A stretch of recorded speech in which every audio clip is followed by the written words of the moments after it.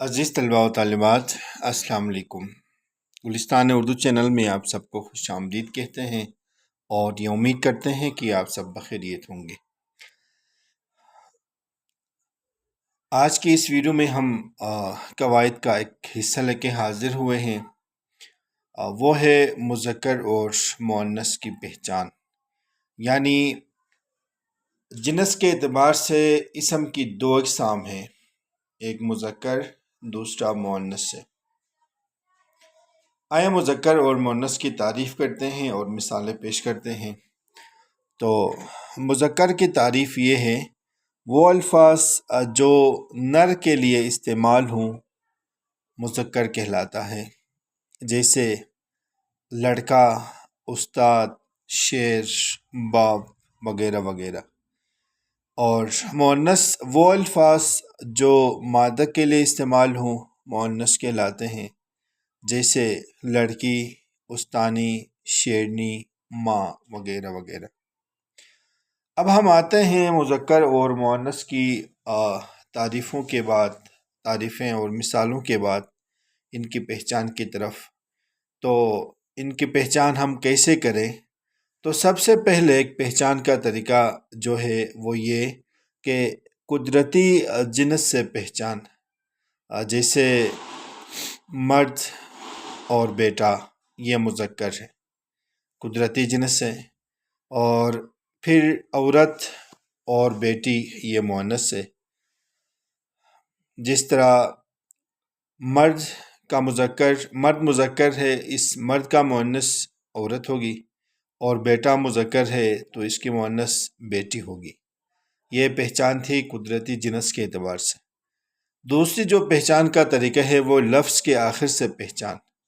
لفظ کے آخر میں جیسے لڑکا، استاد، بادشاہ وغیرہ، یہ مذکر کے لیے استعمال ہوتے ہیں۔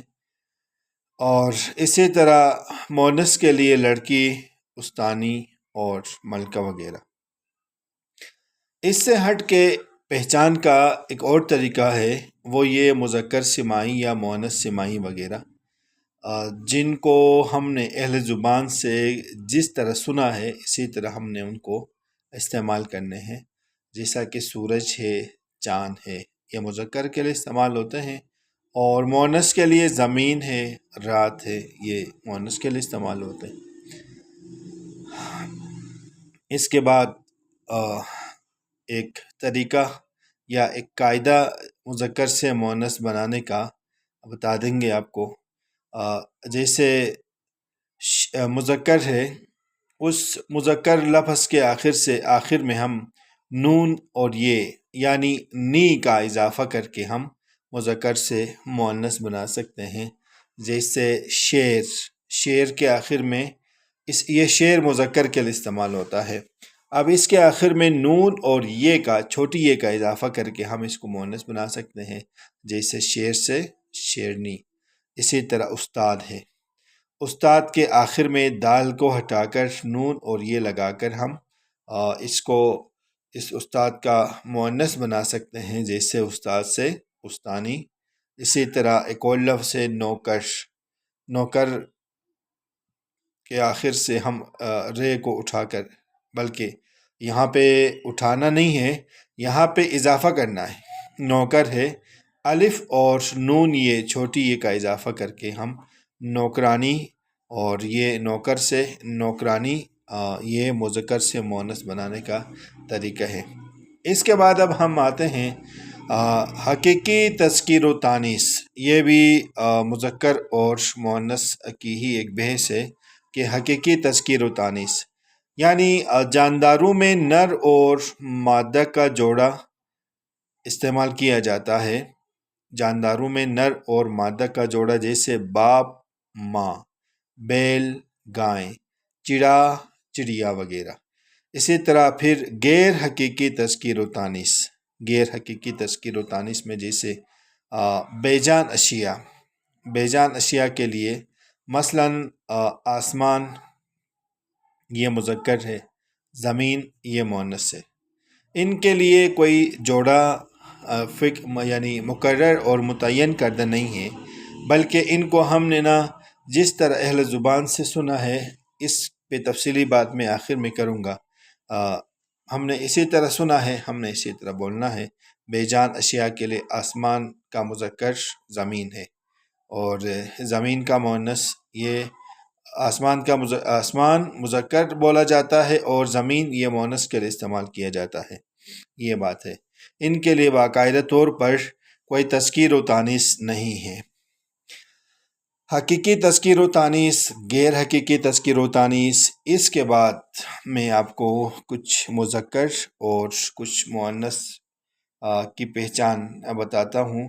اکثر ہمارے طلباء و طالبات اور اردو ادب سے شغف رکھنے والے سامعین و حضرات الجھن کا شکار ہوتے ہیں، تو ان کی اس الجھن کو دور کرنے کی میں بھرپور کوشش کروں گا۔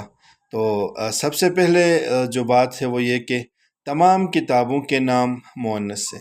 تمام کتابیں، جتنی بھی کتابیں ہیں، اردو ہے، انگلش کی کتاب ہے، سائنس کی ہے، میتھس کی ہے، اور اسلامیات کی ہے، فارسی کی ہے، بایو کی ہے، کیمسٹری کی ہے، جتنی بھی کتابیں ہیں تمام کے تمام کتابوں کے نام یہ مؤنث استعمال ہوتے ہیں، سوائے قرآن پاک کے۔ قرآن پاک کے مذکر استعمال ہوتا ہے۔ اس کے بعد جو دوسری ایک پہچان کا طریقہ ہے وہ ہفتے کے 7 دن، ہفتے کے سارے دن، یہ سارے مذکر ہیں۔ پیر، منگل، بدھ اور جمعہ، ہفتہ، اتوار، سوائے جمعرات کے۔ جمعرات کو مؤنث بولا جاتا ہے۔ اسی طرح سال کے 12 مہینے ہیں، سارے کے سارے مذکر استعمال ہوتے ہیں، جنوری، فروری، مارچ، اپریل، مئی، جون، جولائی وغیرہ۔ اور اس سے ہٹ کے تمام ایک ہفتے کے دن مذکر ہیں، سال کے 12 مہینے، یہ بات ہو گئی۔ اس کے بعد جس لفظ کے آخر میں یہ آ جائے، چھوٹی یہ، تو یہ مؤنث استعمال ہوتے ہیں، جیسے کہ بجلی ہے، لڑکی ہے، لکڑی ہے۔ اب ان میں نہ کچھ الفاظ ایسے ہیں جن کے آخر میں یہ تو آئی ہے لیکن وہ مذکر استعمال ہوتے ہیں، مؤنث استعمال نہیں ہوتے ہیں۔ تو اس سوال کا جواب یہ ہے کہ ان کے لیے ہم نے اہل زبان سے جس طرح سنا ہے ہم نے اسی طرح ہی بولنا ہے۔ یعنی اب بے جان اشیاء میں مذکر مؤنث کا تعین اہل زبان کے استعمال کے مطابق کیا جاتا ہے۔ اہل زبان نے ان کو جس طرح بولا ہے ہم نے اسی طرح ان کو بولنا ہے۔ اس کے بعد تمام جواہرات، پتھروں کے نام جو ہیں وہ سارے مذکر استعمال ہوتے ہیں، سوائے فیروزہ کے۔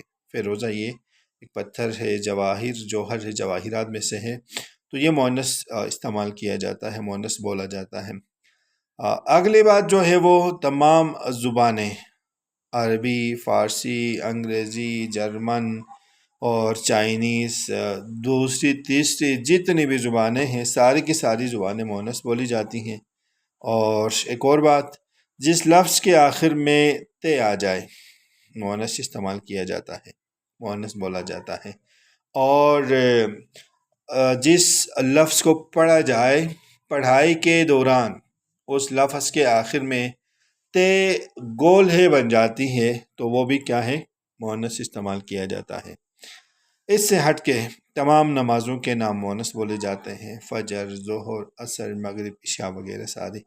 اور تمام آوازیں، جتنی بھی آوازیں ہیں ساری آوازیں مؤنث بولی جاتی ہیں، مؤنث استعمال کی جاتی ہیں، جیسے سائیں سائیں، کائیں، میں وغیرہ جتنی بھی آوازیں ہیں۔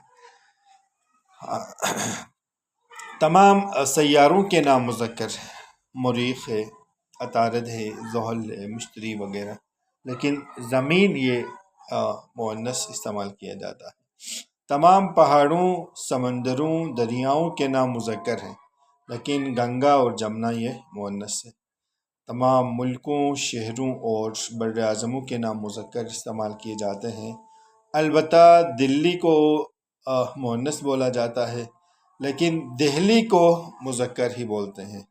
تو عزیز طلباء و طالبات، آج کی اس ویڈیو میں ہم نے اسم کی جنس کے اعتبار سے 2 قسمیں مذکر اور مؤنث کی تعریف کی، وضاحت سے بات کی، اور تذکیر اور تانیث کی پہچان کے آسان طریقے اور آسان قاعدے آپ کو بتا دیے۔ امید کرتے ہیں آپ کو یہ ویڈیو ضرور پسند آئے گی۔